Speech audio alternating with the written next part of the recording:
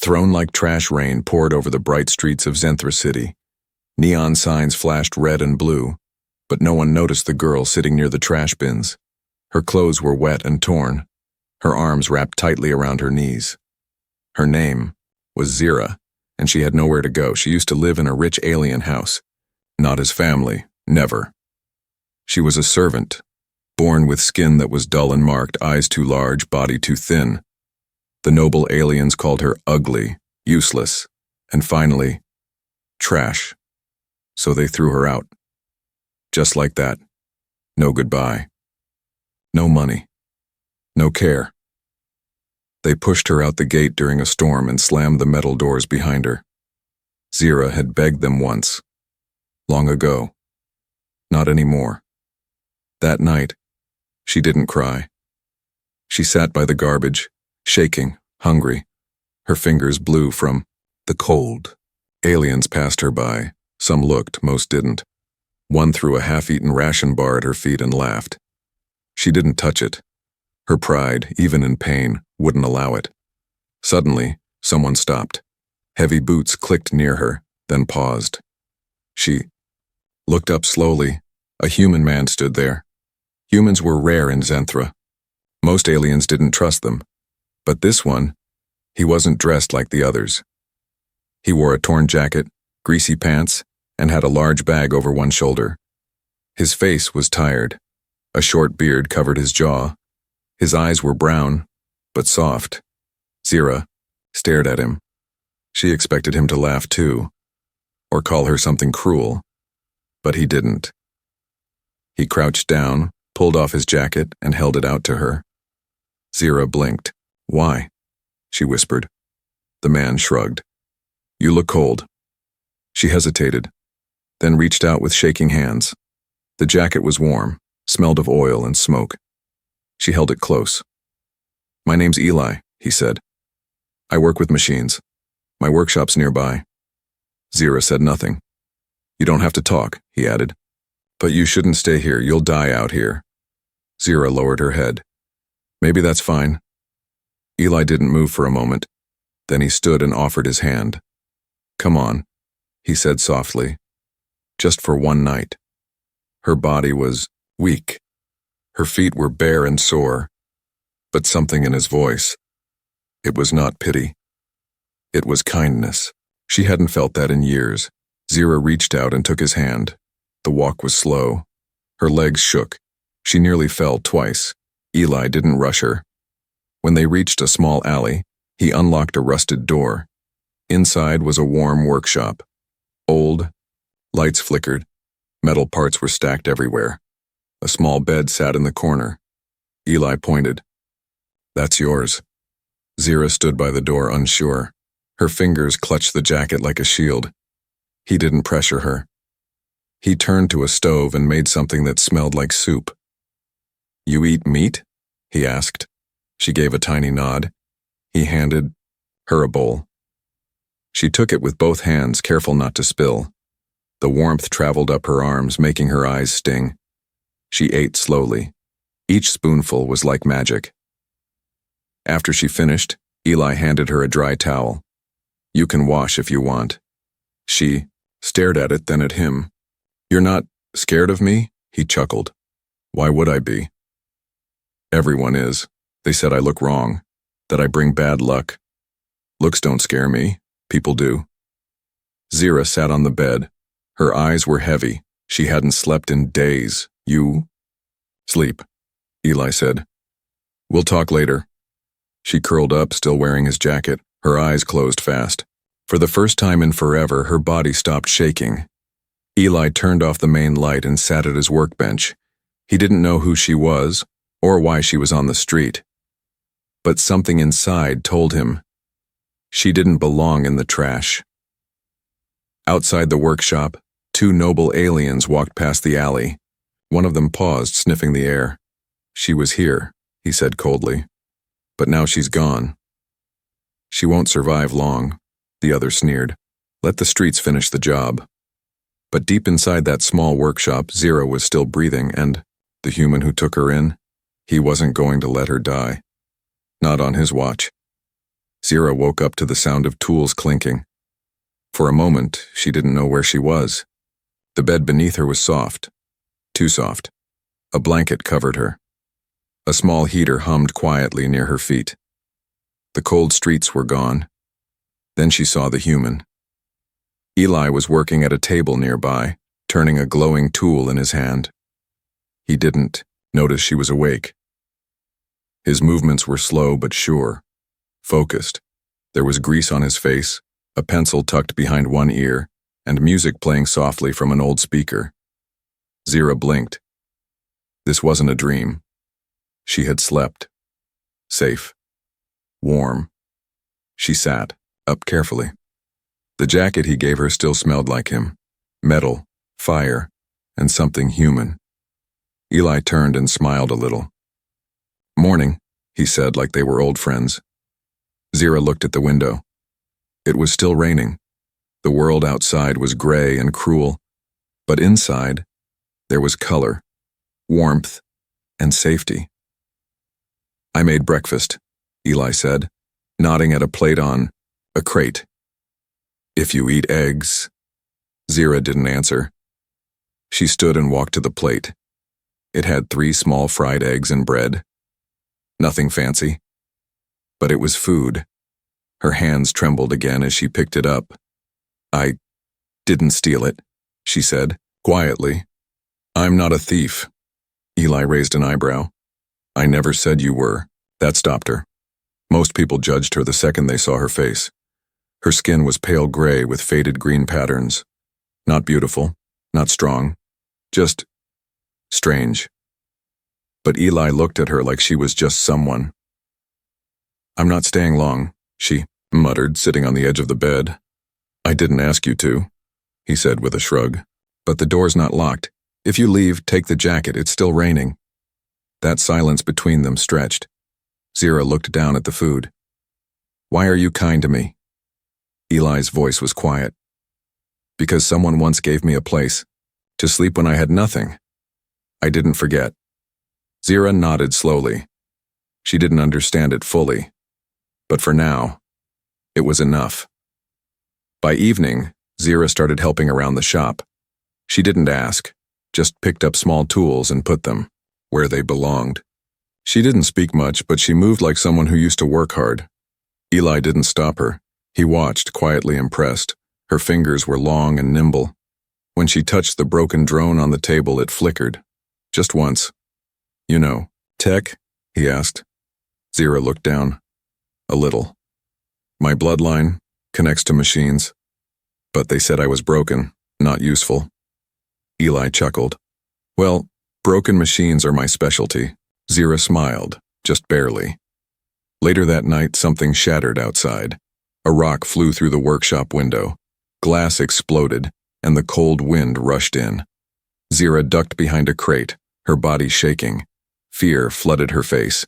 Eli rushed to the window, pulled the blinds closed, then saw something tied to the rock, a dirty cloth.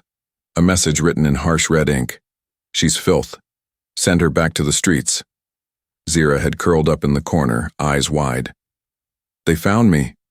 Eli stepped forward. "Do you know who sent this?" She shook her head. "Could be anyone. The nobles, the guards, maybe my old masters. They don't want me seen." "They afraid of you?" he asked. She gave a sad laugh. "Afraid I'll exist?" Eli walked to her, crouched down, and gently placed the jacket around her shoulders. Again. "You're safe here," he said. "Let them try." Zira looked at him. Something in her chest stirred, something she thought was long dead. Hope. That night, Zira didn't sleep right away. She stared at the ceiling thinking, this place was nothing. Just metal walls, a half-broken heater, and a kind, tired human. But to her, it was more than any palace she'd served in. And for the first time in years, she whispered something soft into the dark. "Thank you, Eli." He didn't respond, but he heard it. From the workbench where he pretended to be busy, his lips curled into the smallest smile. Zira sat alone near the work table, the soft glow of a small light shining on her hands. She had taken apart a broken drone with care. The pieces were spread before her like a puzzle only she could see clearly. Her fingers moved quickly, as if guided by instinct, not thought. Eli stood a few feet away, watching in silence. He wasn't surprised anymore. This alien girl, once thrown out like garbage, had hands that worked better than most trained engineers. She never asked for help, never bragged, just fixed. But Eli noticed something else too. Her skin glowed faintly when she touched the machine. Not normal. Zira caught him staring and quickly pulled her sleeves down. Her eyes met his. There was a pause. "You saw it," she said softly. Eli nodded. "Yeah, you lit up like a circuit board." Zira looked away. "I thought I could hide it, but I guess I can't." "Zira," Eli said gently, "you don't have to hide anything here." She didn't answer. Instead, she stared at the drone, now fully repaired and quietly humming. Then, after a long silence, she whispered, "They told me I was born wrong, that I was cursed." Eli leaned against the wall listening. "My mother was from a lost bloodline. Her people had tech bonding gifts, but it was banned. Illegal. She hid her past, married into a noble house. When I was born, they saw the marks. They knew." Zira rolled up her sleeve. Underneath the gray skin, glowing green lines traced her arm like vines of light. "Biotech?" Eli asked. She nodded. "It's part of my blood. I feel machines. They speak to me, like voices humming inside wires." "That's not a curse," Eli said. "That's power." She gave him a weak smile. "They didn't think so. They burned. The marks on my back forced me to cover my arms and told everyone I was a mistake."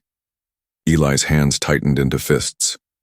"They used me as a servant, but made sure I was always reminded I wasn't welcome. Then, when a noble guest recognized the marks, they panicked, said I was dangerous, unclean. That's when they threw me out." Zira's voice cracked. "They wanted me to disappear quietly." Eli stepped closer. "But you didn't." She looked up at him. "You survived, Zira." He paused, then added, "And you belong here." Zira's eyes stung with tears, but she blinked them back. She had cried enough in the past. This moment didn't need tears. It needed strength. Suddenly, a small beeping sound echoed through the room. Eli turned toward the scanner near the window. It flickered, then buzzed red. "What is it?" Zira asked quickly, standing. Eli checked the display. His face darkened. "A signal spike from inside the workshop." Zira's heart dropped. "No," she breathed. "No, no, no, it can't be." She ran to the mirror above the sink, pulling open her shirt near the collarbone. Her fingers searched, then froze. There, under her skin, was a tiny metallic dot. Barely visible. "A tracker," she whispered. "They hid it in me." Eli grabbed a light. "Let me see." Zira backed away. "No, you'll get in trouble if they find you with me." "I'm already in trouble," he said. "But I'm not letting them take you." He picked up a surgical tool. "This'll hurt," he warned. Zira nodded. "Do it." Eli worked fast, precise. Zira gritted her teeth as he cut into the skin. Blood trickled down her chest, but she didn't scream. Not once. Finally, he pulled out a small silver chip, pulsing red. He dropped it into a sealed box and smashed it with a heavy wrench. Silence followed. Zira collapsed back onto the bed, breathing hard, face pale. Eli wiped the blood and gently wrapped the cut with clean cloth. His hands were rough but careful, respectful. "You're safe now," he said. Zira looked at him, eyes full of something deeper than thanks. "I don't understand you," she whispered. "Why do you care?" Eli looked into her glowing eyes. "Because no one cared when I needed help. And I promised myself, if I ever saw someone like me, I wouldn't turn away." Zira closed her eyes, holding his jacket tighter. This wasn't just a place to hide anymore. This was her first home. It started with laughter. Small, soft and unexpected. Zira had dropped a screwdriver. It bounced off the table, hit her foot, and made a strange clunk. She frowned, but Eli laughed from across the room, and for the first time Zira laughed too, just a little, just enough. It was the first sound of joy that had ever escaped her lips inside that workshop. Eli paused, surprised, but happy. "You can laugh?" he joked. She blinked, then nodded. I forgot how."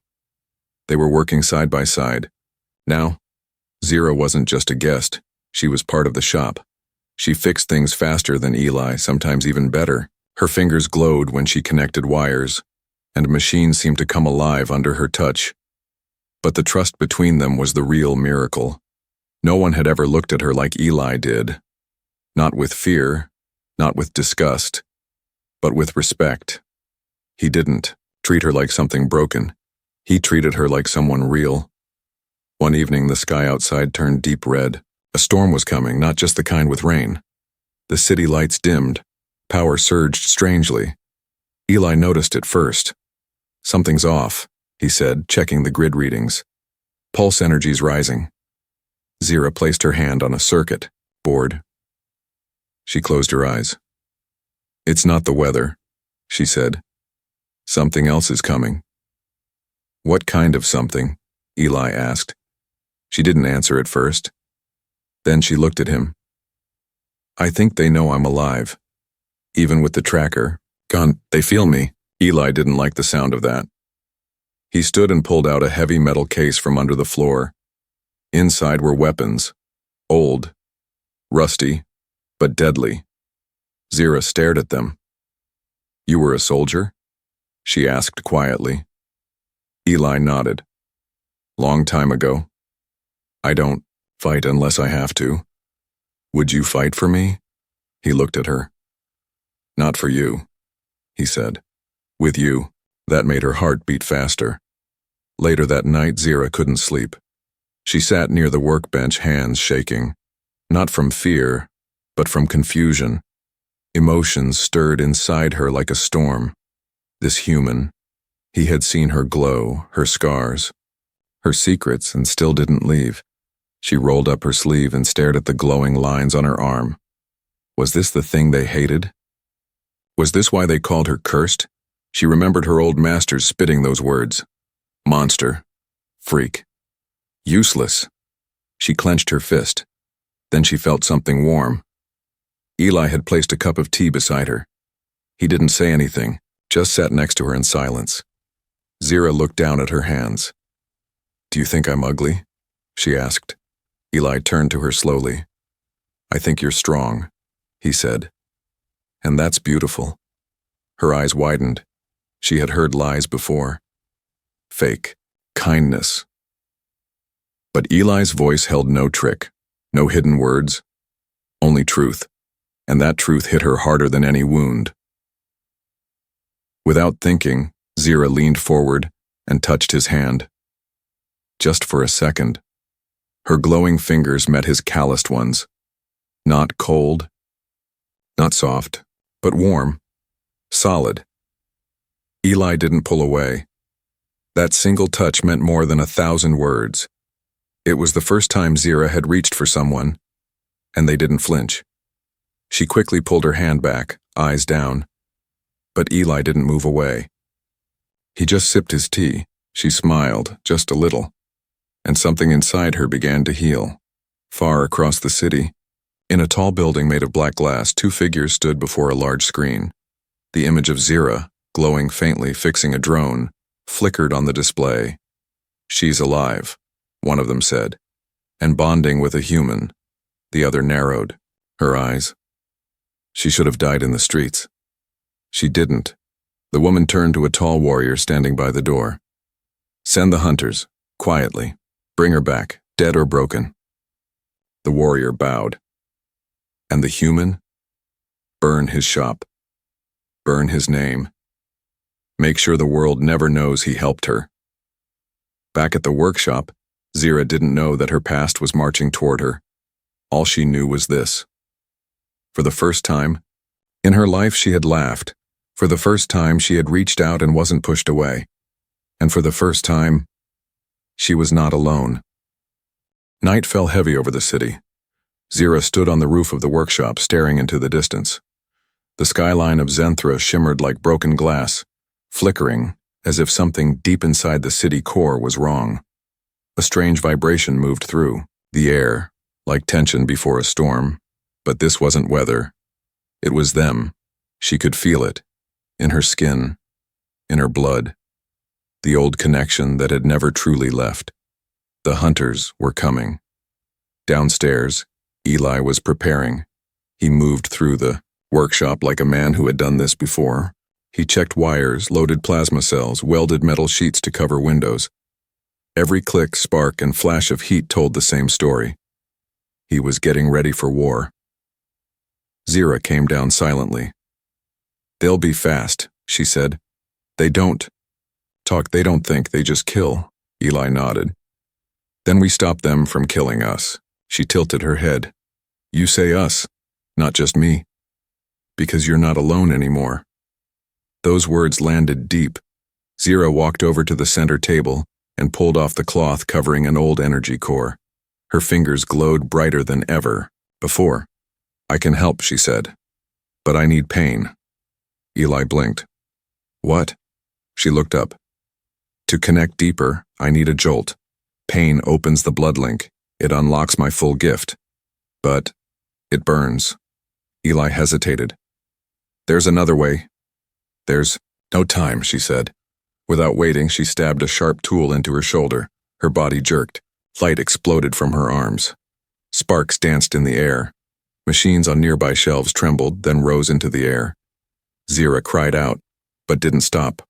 All around her, the workshop changed. Dead drones flickered to life.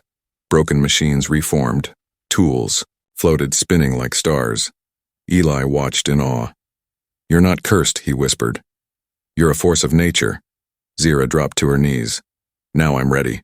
Midnight struck. That's when the first explosion came. The front of the shop burst open in a wave of fire and smoke. The blast threw metal across the street. Alarms howled. Lights flickered. Zira rose, glowing like a moon. Eli stood beside her, holding a pulse rifle. Figures stepped through the smoke, tall, covered in black armor. Their eyes red, no voices, no emotion. The royal hunters. One pointed at Zira. The others raised their weapons. Then, chaos. Eli fired first. 2 hunters fell. Zira lifted her hand and sent a shockwave through the air. Machines leapt from shelves and attacked the intruders like insects made of steel. But the hunters were fast. Too fast. One charged Eli, knocking the gun from his hand. Eli fought back with a wrench, slamming it against the helmet. Sparks flew. The hunter fell, but another took its place. Zira spun, energy lashing from her hands. One of the hunters melted into metal dust, but then, pain, a bolt of energy struck. Her in the side, she screamed, falling backward. "Zira!" Eli shouted, rushing to her. Blood stained her shirt. Her glow faded for a moment. "They want me alive," she gasped. "But you, they'll kill you." Eli lifted her gently. "Then let's give them a reason to fail." He set her down, turned, and slammed a control panel. Sparks rained from the ceiling. The emergency blast walls dropped, sealing the room. "They can't get through for now," he said. Zira's hand trembled. "There's something else." Under the floor. Eli raised an eyebrow. "What?" "A memory core. From the old days. My mother hid it before she died. It has truth, proof of who I am." Eli grabbed a crowbar, pried up a tile, and found a hidden case beneath. He opened it. Inside was a glowing silver cube. He handed it to her. Zira touched the cube, and suddenly, images flooded the room. A beautiful alien woman, her skin shining, with the same marks as Zira's, held a baby and whispered, "You are more than they say. One day someone will see you. Someone who truly sees." Zira sobbed. Eli watched, quiet. "That someone," she whispered, "is you." He reached out, held her hand. "I see you, Zira." But time was short. The blast wall shook. The hunters were breaking through. Zira stood, weak but burning with power again. Then let them come, she said. Let them see what I am. Eli smiled. We burned the past. They stood side by side and waited. The walls shook again. Dust rained from the ceiling. A high-pitched sound filled the workshop, a warning from the defense sensors Eli had rigged. They were here, not just a few hunters, all of them. Dozens. Zira stood in the center of the room, swaying slightly, one hand pressed over the bleeding wound on her side. Her body pulsed with light, green and gold weaving through her skin like threads of fire. She had barely survived the last attack. But this would be the end. Unless they made it something else. Eli walked to her, holding a small metal box with blinking lights. Emergency pulse bomb, he said calmly. Big enough to wipe this building off the map. Zira stared. You're not thinking? It's a last resort, he said. But we have one more play. She tilted her head, curious. I've been working on something, Eli said. Your energy, it doesn't just fix machines. It binds with them. You don't control tech, Zira. You awaken it. He pulled the tarp off a large figure behind the crates, a giant metal exosuit, half alien, half human-made. Zira blinked. What is that? Eli smiled. A walking problem solver. She gave a weak laugh. It's ugly. I know, he grinned. But it listens. Zira touched it. The machine hummed. Lights lit up. It responded to her instantly. Can you handle it? Eli asked. Zira looked at him, then nodded. I was thrown out like trash. Time to show them what trash can do. The walls burst inward. Smoke poured into the workshop. Red laser sights danced across the air. The hunters stepped in, silent, weapons raised. But what they saw was not a weak girl and a tired mechanic. What they saw was Zira in full armor, glowing like the heart of a star. The exosuit wrapped around her like a second skin. Her hands moved and metal around the room followed. Drones hovered behind her like a swarm. Sparks lit the air. Eli stood beside her, a plasma rifle in one hand, wrench in the other. She said only one word. Now. The room exploded into motion. Zira raised her arms. Metal shards shot forward like knives. Drones slammed into hunters, knocking them off their feet. The air sizzled with energy. Eli fired, moved, dodged. His years of combat coming back like instinct. The hunters were fast, brutal. But Zira was faster. Her energy bent the world. Wires turned into traps. Tools became weapons. Even broken glass danced at her will. But there were too many. For every one they dropped, two more entered. Zira's exosuit sparked. Damage showed. She cried out as a hunter, tackled her, slamming her against a wall. Eli rushed in, swung the wrench. Crack! The hunter's helmet dented and it fell. But another bolt flew toward Eli. He didn't see it. Zira did. She threw herself in front of him. The blast hit her chest. She collapsed, sparks bursting from her suit. Zira! Eli shouted. He fell beside her. She was breathing, barely. The hunters began to close in again. Weapons charged. Eli grabbed the pulse bomb. He stared at it. One click. That's all it would take. Don't! Zira gasped. Don't end this. Not with more fire. Not again. Eli froze, then boom. A new explosion rocked the building, but it wasn't from them. The ceiling above shattered. Something dropped into the workshop with a heavy thud. A tall figure in shining silver armor. A woman, with markings like Zira's, only brighter, more vivid. Her voice boomed, "Step away from my daughter." The hunters froze. Zira opened her eyes, barely able to speak. "Mother!" The woman raised her arm. An energy wave swept the hunters back like toys. They crashed into walls and didn't get up. Eli stood in shock. Zira's mother walked forward. Her face was sharp, proud. Her eyes shimmered with sadness and strength. "They told me you died," Zira whispered. "They tried to make it true," the woman said, "but I hid, waited, searched." She looked at Eli. "And this human, Protected you. Zira nodded weakly. The woman turned to Eli. Then you have my thanks. And my loyalty. Eli blinked. I just fixed machines. She smiled. No. You fixed her. The workshop burned slowly behind them as backup arrived. The hunters were gone. The royal orders crushed. Zira, still weak, leaned on Eli's arm as they stepped into the light. You saved me again, she whispered. Eli looked at her. Not alone, she smiled. No, never alone again. Days passed. The fires died down. The broken walls were cleared. The city of Zenthra tried to forget the night hunters fell, and something greater rose. But Eli would never forget, and neither would Zira.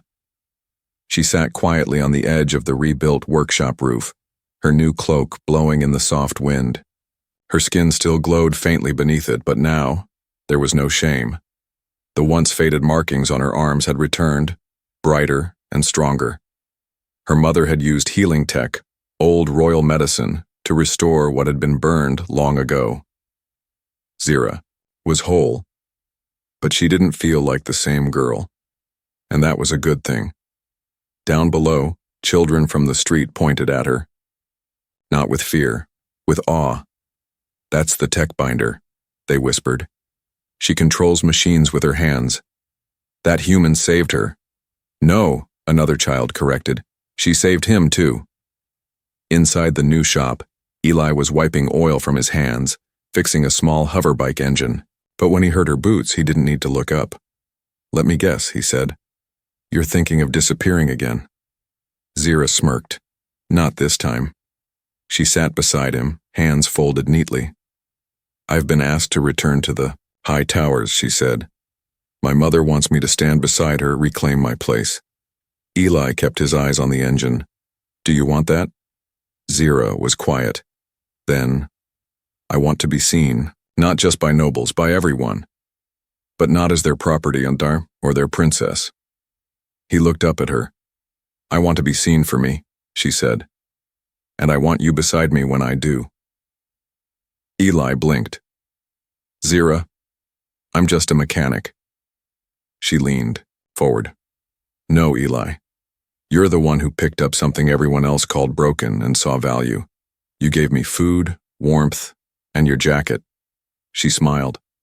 And that's worth more than any throne. That evening, the sky turned gold. Crowds gathered outside the main square where a ceremony was taking place.